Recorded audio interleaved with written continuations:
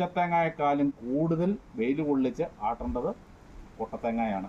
ചിരട്ടേന്ന് സ്വാഭാവികമായിട്ടും വിട്ടു പോന്നു കഴിഞ്ഞിട്ടാണ് ഇതിങ്ങനെ കുടുകുടുപ്പെന്ന് കൊട്ടത്തേങ്ങയായിട്ട് മാറുന്നത്. അപ്പൊ ഏതിനകത്താ വെള്ളം കൂടുതലുള്ളത്? ഏതിനകത്താ പറഞ്ഞു? ഏതിനകത്താ? ഇതിനകത്ത് വരും. എന്തോ സാധാരണ എല്ലാരും തേങ്ങ പൊതിച്ച് ഉടച്ച അടിക്കാനൊക്കെ വെക്കുന്നു. വെട്ടിപ്പൊട്ടിക്കുന്നു. ഇതേ മണ്ടരി വെടിച്ചതും അല്ലാതെ കൊട്ടത്തേങ്ങയും എല്ലാം ഉണ്ട്. അപ്പൊ നല്ല തേങ്ങായും ഉണ്ട്. നല്ലതെന്ന് പറഞ്ഞാൽ വെള്ളമുള്ള തേങ്ങായും ഉണ്ട്. അപ്പൊ ഉണങ്ങി കിടക്കുന്ന ഈ നല്ല തേങ്ങ വിറ്റ് പോയതിൻ്റെ അകത്ത് ഉണക്കത്തേങ്ങയും വരും. അതായത് കുടുങ്ങുന്ന തേങ്ങ ഇത് കേട്ടോ, കൂടാന്ന് ഒച്ച കേൾക്കാം. അങ്ങനത്തെ തേങ്ങയും ഉണ്ട്. അതെല്ലാം കൂടെ പൊതിക്കാൻ പറ്റുന്ന ആവശ്യമില്ല. നമ്മൾ പൊതിക്കാന്ന് പറഞ്ഞാൽ തെങ്ങ തോട് പൊളിച്ച് കളയുക, പൊതിച്ച് വെട്ടിപ്പൊടിക്കേണ്ട കാര്യമില്ല. ഞാനിങ്ങനെ നടുവേ ഒരൊറ്റ കട്ട് ചെയ്തെടുക്കും. സാധാരണ കട്ട് ചെയ്തെടുക്കുക ചെയ്യുന്നത്. ഇങ്ങനെ ഇതുകൂടെ പോരുന്നുണ്ടോ? ഇതിന്ന് പൊട്ടിച്ച് ഈ കൊപ്രായാണ് ഇത്ര പെട്ടെന്ന് ഇങ്ങനെ ഇത്ര ഉണങ്ങുന്നേ. അത് കൊട്ടത്തേങ്ങായ. അതായത് വെള്ളം വലിഞ്ഞ് നമ്മൾ തേങ്ങ സ്റ്റോർ ചെയ്ത് വരുമ്പോ അത് കടന്ന് കുടുകുടുക്കും. അങ്ങനെ നമ്മൾ മണ്ടി പിടിച്ചോ അല്ലാത്തതെല്ലാം കൂടെ വെട്ടിപ്പൊട്ടിച്ച് നടുവേ വെട്ടിപ്പൊട്ടിക്കുന്നതല്ലേ. ഇത് നമ്മൾ പൊതിച്ചെടുത്തിരിക്കുന്നത്, ലൈവായിട്ട് പൊതിച്ചെടുത്തിരിക്കുന്നുണ്ട്. വെള്ളം ഇറ്റ് വീഴുന്ന ഇത് പച്ചത്തേങ്ങ, ഇത് കൊട്ടത്തേങ്ങ. അത് ഉണങ്ങി വന്നിരിക്കുന്നത്. ഈ സാധനം ഇതിൽ ഏതാണ് ആദ്യം എണ്ണ കൂടുതലുള്ള ഏതാട്ടേല കിട്ടുന്നത്? എണ്ണ കൂടുതൽ ഇതിന് കിട്ടും. ഈ കൊട്ടത്തേങ്ങ എന്നാ അല്ല. ആര് പറഞ്ഞു? എന്നാ അല്ല, ഞാൻ പറഞ്ഞു. എന്നാ ഞാൻ അല്ല. അത് എനിക്കും അങ്ങനെ ധാരണയുണ്ടായിരുന്നു. ഈ സാധനം പച്ച, ഇതൊരു 2 വെയിൽ കൊണ്ടുവരുമ്പോ ചട്ടന്ന് വിട്ടുപോകുന്നു, കൊപ്രാവും. 3 ദിവസം കൊണ്ടുവരുമ്പോൾ 3, 2, 5 വെയിലിന് ഇവനും കൊപ്രായി മാറും. ഈ സാധനം 5ന് 6 വെയിൽ കൊള്ളാമെങ്കിൽ അത്ര നല്ലതാണ്. അപ്പൊ അത് എന്തുകൊണ്ടാണ് അങ്ങനെ സംഭവിക്കുന്നത്? അത് പ്രസക്തമായ ഒരു ചോദ്യമാണ്. കാരണം സ്വാഭാവികമായിട്ടും ഇതല്ലേ ആകുന്നേ. അല്ല, ഇതല്ല കൊട്ടത്തേങ്ങ അല്ല ആകണ്ടേ. ഇത് ചിരട്ടയ്ക്കകത്ത് കിടന്ന് വെള്ളം ഉണ്ടല്ലോ, ഇതിനകത്തെല്ലാം വെള്ളം ഉണ്ടല്ലോ, തേങ്ങ വെള്ളം ഉണ്ട്. ആ വെള്ളം മുഴുവൻ വലിച്ചെടുത്ത് ചിരട്ടന്ന് വേറെ ഇതിനകത്ത് അടങ്ങിയിട്ട് ഈ സംഭവം വെള്ളമായിട്ട് സീറ്റിംഗ് ആയിട്ടാണ് നിൽക്കുന്നത്. ഇത് ഇതുപോലെ നമ്മൾ അരിഞ്ഞിട്ടിട്ട് പിറ്റത്തെ 2 ദിവസം കഴിഞ്ഞ് കൊണ്ടി ആട്ടുമ്പോൾ അതിനകത്ത് വെള്ളത്തിന്റെ കണുകൾ കൂടുതലായിട്ടുണ്ട്. ഈ സംഭവം ഒരു പകുതി സ്പോഞ്ച് പോലെ വെള്ളമായിട്ടാണ് നിൽക്കുന്നത്. അതേസമയം ഇത് വലിഞ്ഞു പോകും. ഇപ്പൊ ഈ സാധനം കൊണ്ടേ ആട്ടി കഴിഞ്ഞ് കഴിയുമ്പോൾ നമ്മൾ ഇത് കുപ്രത്തേങ്ങ അരിഞ്ഞു കൊണ്ടേ നാളെ വന്നിലാട്ടാം. പക്ഷെ എണ്ണ വന്നു കഴിയുമ്പോൾ ആ എണ്ണക്കകത്ത് വെള്ളത്തിന്, അതുകൊണ്ടാണ് ഈ എണ്ണ കനച്ചു പോകുന്നത്. ഇപ്പൊ പറഞ്ഞാൽ മനസ്സിലായോ? എണ്ണ കനച്ചു പോകുന്നത്. അതേസമയം ഈ സാധനം ശരിക്കും ഉണങ്ങി നമ്മൾ കൊണ്ടിക്കാൻ അത്ര കനക്കുന്നില്ല, വെള്ളം പറ്റി പോകുന്നുണ്ട്. ഈ സാധനം 5 വെയിലിനെ 7 വെയിൽ കൊണ്ടിക്കാൻ അവിടെ ഇരിക്കും. പറഞ്ഞ മനസ്സിലായോ?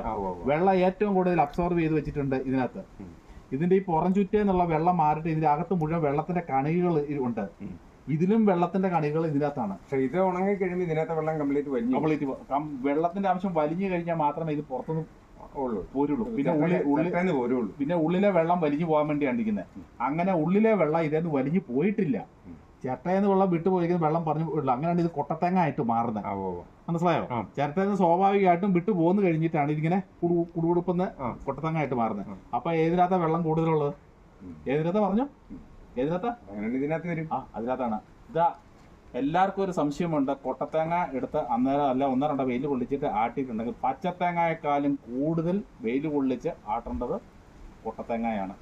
ഞാനൊരു 10-40 കൊല്ലം മുമ്പ്, അതായത് ഒരു 15 വയസ്സുള്ള കാലം മുതല് ഈ തേങ്ങ പൊതിക്കാനൊക്കെ പോകുന്ന ഒരാളാണ്. തേങ്ങ പൊതിക്കാനും ചുമക്കാനും എന്റെ മോലേക്ക് തേങ്ങ കച്ചവടം ഉണ്ടായിരുന്നു. അപ്പൊ അന്ന് നമ്മൾ തേങ്ങ പൊതിക്കാൻ ചെറിയ പൈസയല്ലേ ഉള്ളൂ. തെങ്ങല്ലേ കൂടുതലുള്ളത്, ഇഷ്ടം പോലെ.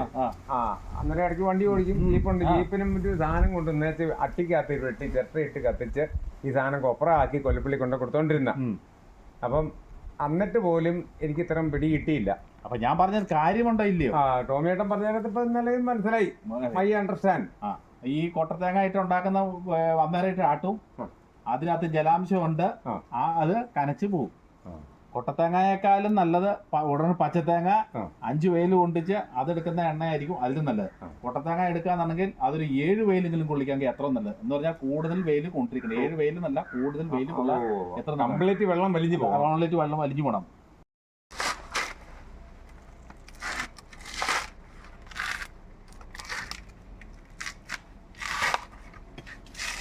ഇതെന്നാ പരിപാടി? ഞാനിച്ചിരി എണ്ണ വെയിലത്ത് വെക്കാൻ വേണ്ടിയേ ഒഴിക്കുന്ന രംഗമാ.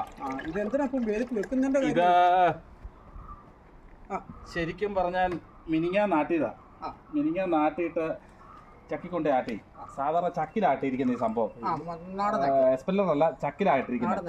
നാടൻ ചക്കില്, നാടൻ ചക്കിലാട്ടിയിട്ട് ഈ സാധനം ഇന്നലെ കൊണ്ടുവന്ന് ഞാൻ വീട്ടിൽ വെച്ചിരുന്നു. ജാറിൻ്റെ അകത്ത് ഇങ്ങനെ തുറന്നു വെച്ചു ഒരു ദിവസം മുഴുവൻ. ഇന്ന് ഈ സമയമായപ്പോൾ 2 ദിവസം നേരമായി. ഈ സമയത്തിന് ഈ ക്യാനിൻ്റെ അകത്തോട്ട് ഞാനിതിങ്ങനെ ഈ ട്രൈക്കകത്തോട്ട് മാറ്റുക. ഈ മാറ്റി ഇത് വെക്കുന്നതിന് കാരണം വെച്ചാൽ ഇപ്പോൾ ഇതിൻ്റെ അടിയിൽ ഈ ചക്കിലാണ് ഇത് ഈ ഭാഗത്ത് ഇതിൻ്റെ മട്ട് ഊറിക്കിടപ്പുണ്ട്. അതുകൂടാതെ എത്ര ദിവസം വെച്ചെന്ന് പറഞ്ഞാലും ഇതിൻ്റെ അകത്ത് കിടക്കുന്ന എണ്ണ തണുത്ത് കഴിഞ്ഞാൽ ഇതിനകത്ത് കിടക്കുന്ന മട്ട അതിനകത്ത് കിടക്കുള്ളൂ മണ്ടയിൽ. അപ്പോൾ വെയിലത്ത് വെച്ച് കഴിയുമ്പോൾ ഇവരിങ്ങനെ റൊട്ടേറ്റ് ചെയ്ത് വന്നുകൊണ്ടിരിക്കും. എണ്ണ ചൂടായി കഴിയുമ്പോൾ അവൻ താഴുകയല്ല. വീണ്ടും ഈ സാധനം എണ്ണ ലൂസായി കഴിയുമ്പോൾ ഈ സാധനം എടുത്ത് ഞാൻ ഇന്ന് വൈകുന്നേരത്തോടുകൂടി വെയിൽ ഒരു 3-4 മണിക്കൂർ വെയിൽ കൊണ്ടുവന്ന് ഞാൻ തണലത്തോട്ട് എടുത്ത് മാറ്റി വെക്കും. ഒരു ദിവസം അവിടെ ഇരിക്കും. അപ്പോൾ ഈ എണ്ണയ്ക്കകത്ത് കിടക്കുന്ന കംപ്ലീറ്റ് ഇപ്പോൾ ഉണ്ട്, ഇതിനകത്തൊരു നിറവ്യത്യാസമുണ്ട്.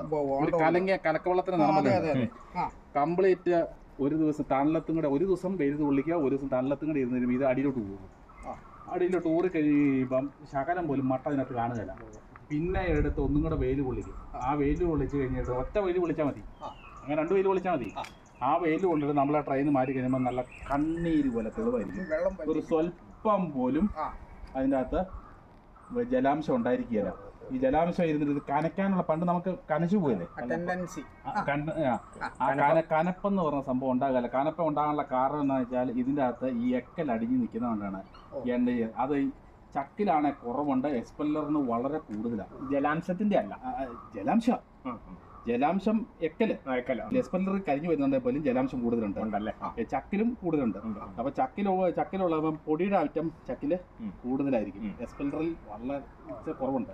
എക്സ്പെല്ലറിലാട്ടുമ്പം എണ്ണയ്ക്ക് ഒരു കരിമണം പോലെ ഒരു ചക്കിലാട്ടുമ്പോൾ കുഴപ്പമില്ല. എക്സ്പെല്ലറിന്റെ അകത്ത് എന്ന് പറയാമെങ്കിൽ കംപ്ലീറ്റ് തേങ്ങ ചൂടായി ഈ 2 ഇരുമ്പിന്റെ അകത്തൂടെ തന്നെ ഈ ഇങ്ങനെ കരിഞ്ഞ ഈ സാധനം കരിഞ്ഞിറങ്ങി വരുന്നത്. എക്സ്പെല്ലറിൽ ആട്ടി കഴിഞ്ഞിട്ടിരുന്നാൽ കരിഞ്ഞു പറഞ്ഞു വരും. അതേസമയം ഇത് ചക്കിലാട്ടിയതാ, ഇതിനകത്ത് ഇപ്പോഴും തേങ്ങ ലൈവായിട്ട് നിൽക്കുക. ഇത് തേങ്ങ ലൈവായിട്ട് കരിഞ്ഞിട്ടില്ല. അതായത് ഇതൊന്ന് ഇടിച്ചുകൂട്ടി എടുക്കുന്നേ. അപ്പോൾ ഒരു കാരണവശാലും എക്സ്പെല്ലറിൽ നമ്മൾ ഉപയോഗിക്കാതിരിക്കുക. ആ തേങ്ങയ്ക്കകത്ത് എണ്ണയ്ക്കകത്ത് ഗുണഗണങ്ങൾ പോവാം. എണ്ണയ്ക്കകത്ത് ആസിഡ് ഉണ്ട്, അറിയോ? തേങ്ങയ്ക്കകത്ത് ആസിഡ് മോരിന്റെ അവിടെ നിൽക്കട്ടെ, മോരിന്റെ ഉണ്ട്, നാരയുടെ ഉണ്ട്, സവോളക്കുണ്ട്, എല്ലാത്തിലും acid. Capric acid, capric acid എന്ന് പറഞ്ഞിട്ട് ആസിഡ് ഉണ്ട്. ഈ ആസിഡ് ഉള്ളത് കൊണ്ടാണ് ഇതിന് ടേസ്റ്റ് കിട്ടുന്നത്. എല്ലാ ഭക്ഷ്യസാധനത്തിന്റെ അകത്തും അസിഡിറ്റി ഉണ്ട്. അസിഡിറ്റി ഉള്ളതുകൊണ്ടാണ് ഇത് ഫ്രൂട്ട്സ് ഉണ്ടാകാൻ സാധിക്കുള്ളൂ. ഈ ആസിഡ് കരിഞ്ഞു പോകും. ഈ ആസിഡ് കരിഞ്ഞു പോകും. കരിഞ്ഞ് ഉണങ്ങി അതിൻ്റെ അകത്ത് അത് പിണ്ണാക്കും വേസ്റ്റാണ്, ഈ എണ്ണയും വേസ്റ്റാണ്.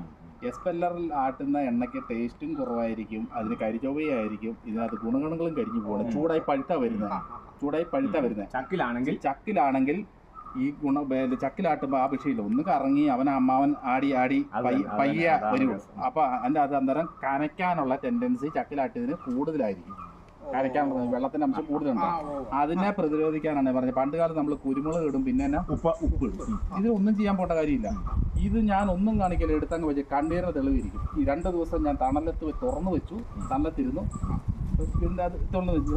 ഇന്ന് വെയിൽ കൊള്ളിക്കുന്നു, ഇന്ന് വൈകുന്നേരം എടുത്ത് വെച്ച് കഴിഞ്ഞാൽ നാളെ കഴിഞ്ഞ് രാവിലെ ഇവനെ എടുത്ത് കഴിയുമ്പോൾ ഉള്ള മുഴുവൻ അടിഞ്ഞു കിടക്കും. ഒന്നുകൂടെ അടിഞ്ഞു കിടക്കും.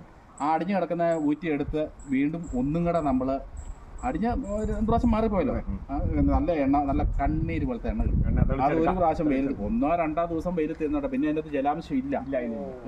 ജലാംശം പോയി കഴിഞ്ഞിട്ടുണ്ടെന്നാൽ എണ്ണയുടെ വറ്റിച്ച ഒരു എത്ര വെയിൽ കൊണ്ടെങ്കിലും വളരെ ചെറിയ പെർസെൻറ്റേജ് കുറയുള്ളൂ. അങ്ങനെ പറ്റിപ്പോകല. പറ്റിയിരുന്നല്ല പറഞ്ഞത്. ഏത് സാധനവും ഭൂമിയിൽ പോയി കഴിഞ്ഞാൽ അല്ല വേപ്പറൈസേഷൻ മുഖേന വെയിലിന്റെ ശക്തി കൊണ്ട് വലിയാനുള്ള സാധ്യത കുറവാണ്. ഈ പണ്ട് കാലത്തൊക്കെ ഈ എണ്ണ ആട്ടി കഴിഞ്ഞാൽ ഇത് കണിക്കുമെന്ന് പറയുന്നുണ്ട്. എന്നിട്ട് അതിന് നമ്മൾ നാട്ടിൻപുറത്തൊക്കെ ചെയ്യുന്ന ഒരു സംഭവം എന്ന് പറഞ്ഞാൽ കുരുമുളക് ഇടും, അല്ലെങ്കിൽ ഉപ്പിടും, പിന്നെ ചിരട്ടക്കരി ഇടും. അതിനെപ്പറ്റി എന്താ ടോമിന് പറയാനുള്ളത്? അത് കനയ്ക്കെന്ന് പറഞ്ഞാൽ പണ്ട് കാലത്തല്ല ഇപ്പോഴും കനയ്ക്കും. പണ്ട് കാലമല്ല, ഇപ്പോഴും കനപ്പിന്റെ സ്വഭാവത്തിനല്ല. അന്ന് സൂക്ഷിക്കാനുള്ള അവസരങ്ങൾ കുറവായിരുന്നു. രണ്ടാമത് കൈയിട്ട് എടുക്കുമായിരുന്നു. അതുകൊണ്ടാണ് 6 മാസം അത് കനച്ചു പോകുന്നത്. ജലാംശം കുറയ്ക്കുക എന്നുള്ളതാണ് ഇതിനകത്ത് ചെയ്യുന്നത്. ഈ കുരുമുളക് ഇടുന്നതും അത് കുരുമുളക് ഒരു മരുന്നാണ്.